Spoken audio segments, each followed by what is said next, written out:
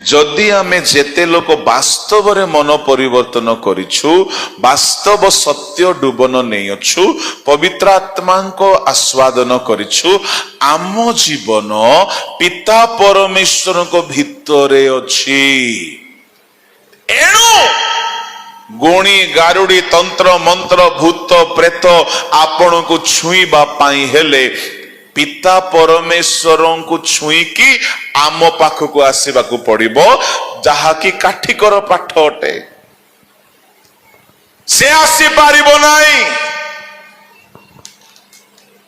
ଏଣୁ ମୁଁ ଗୁଣିଆ ମାନଙ୍କୁ କହେ, ତୁମର ଦମ ଅଛି, ତମେ ଆମକୁ ଟାର୍ଗେଟ କରିକି ଦେଖ। କାହିଁକି? ଆମେ ଧାର୍ମିକ ନାହୁଁ, ଆମେ ଯାହା ଭିତରେ ଅଛୁ ସେ ଆମକୁ ଯୋଉ ଘେରିଛନ୍ତି ତାଙ୍କୁ କୌଣସି ଗୁଣି ଗାରୁଡି କେବେ ହେଲେ ବାଜିବ ନାହିଁ। ଏଣୁ ଆମେ ସୁରକ୍ଷିତ ଅଟୁ।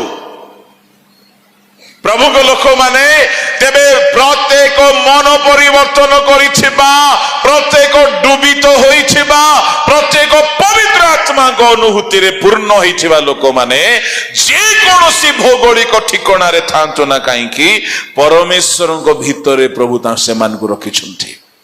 ହେଲେ ପ୍ରଭୁଙ୍କର ଗୋଟିଏ ଟର୍ମସ ଆଉ କଣ୍ଡିସନ୍ସ କଣ?